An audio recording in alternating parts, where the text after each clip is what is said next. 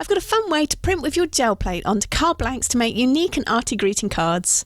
Now, there's lots of ways that you could do this, but the trick I'm going to share with you today will just add that extra touch to give it a professional finish, and it's really simple. And we all like simple, don't we? I have a heavyweight cardstock card blank, and you might want to experiment with cardstock and card blanks that you normally use to see how well they work with paint that you want to use. So do a few dummy runs first to see how well they work. But don't worry, if you want to know what I'm using, then I've listed everything that I've used in the description. Now, the size of the gel plate doesn't really matter, but it does need to be bigger than the size of the card area that you want to print on, and I'm going to use the 5x7 one today. You're also going to need some paints, and whatever you normally use on your gel plate, they're probably going to work just fine, so try them out as I said. And I'm using Amsterdam standard acrylics, as well as the shiny Pebeo iridescent paints. Another thing you'll need is your favourite mark makers and brayers or spreaders or whatever it is you use to get the paint onto the gel and make some interesting marks with. Finally, grab yourself some spare paper and some masking tape, and I'm using washi tape, but artist tape will work as well. Right, we're ready to get printing on our card blanks. So to add that special touch, I just want to prep my card blank first, and I'm using masking tape to mask off a border around the front. Before adding the tape, I just press it to a piece of clothing to just make it a little less tacky, so hopefully it'll be easier to remove at the end without tearing the paper surface. Now, if your tape still tears the paper surface, then you might want to do this a few times or try a different tape. Now, you could measure this all up, but all I'm going to do is line up the tape with the edge of the front of the card. This card isn't folded yet, and to make sure that I don't get any extra paint where I don't want it, I'm just going to add some more tape over that fold line just in case it comes in contact with the gel plate. And I'll do a couple, one where I have the border all the way around and one where I'm just putting it on the two opposing edges so you can see how that looks. So on my gel, I'm just adding paint and pattern just as I normally would. And if you want some more examples of how to do this, then I have some more monoprinting videos, and if you're new or having difficulty getting started, then watch my quick jelly paint printed papers video first, and I've put a link to it in the cards and also in the description. So for this print, I've added a generous layer of red and gold paint through this gorgeous damask design mask from Prima marketing. And as it was a thick layer of paint, I'm just going to first roll off excess paint from the mask onto some spare paper, and I can use that for something else. And then I'm going to just take a really light print to remove the top layer of paint from the design on the plate. And you don't really need to do that if it's a thin layer that you've got on there, but because this is a thick layer and I now want to let it dry, I'm just going to do this light print just to decrease the amount of time I have to wait for it to dry. So for my next layer, I've chosen a high contrast colour so that the pattern just really pops from the print. And this is going to be my actual print layer. So I don't want to let this layer be too thick or too thin. If it's too thin, it won't lift off that first layer that's on the gel plate. If it's too thick, you'll just get a print of that colour, and again, it won't lift off the paint that's already on the plate.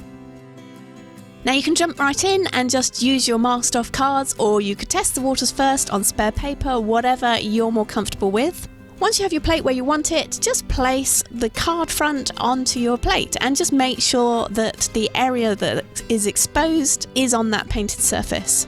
Then you want to place a spare piece of paper over the top and rub the back. That spare piece of paper will just help stop you accidentally getting paint onto the back of your card. And just be careful that you don't accidentally knock the card so that it nudges on the plate. Once it's down, it stays pretty put, but you don't want to let it move accidentally. Now you're going to want to rub over that whole area, but the thing to look out for is to make sure that you press along the edges of the card blank and where the tape meets the card so that you get a good impression in those areas. But try not to press too hard so the tape sort of becomes harder to remove. After you've done a couple, you'll get the idea. Once you've got your print, then peel off the masking tape too. And you can save the tape because you might be able to reuse it on another card blank. And I tend to stick mine onto my apron for safekeeping. Now put your printed card blank aside to dry and print some more.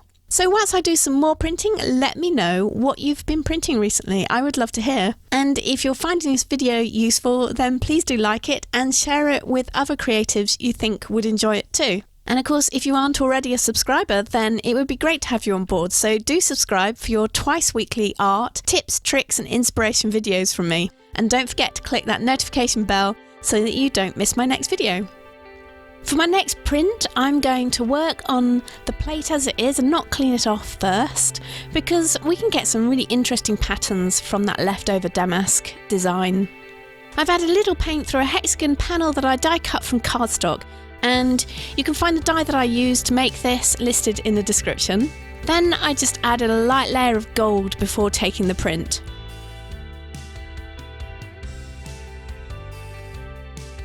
And look how textured and interesting that print is.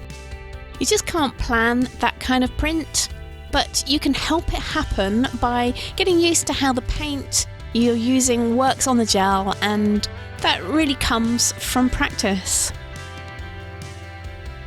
Now I thought I'd also share with you this print as another example of how you can use this technique. Now I've already printed on this card blank, but I haven't yet removed the tape because I wanted to add a bit more texture and a bit more interest by double printing on it. So I've added some more paint to my gel plate through my DIY die cut mask, and rather than placing the whole card front onto the gel, I'm going to just randomly press parts of the card onto the surface.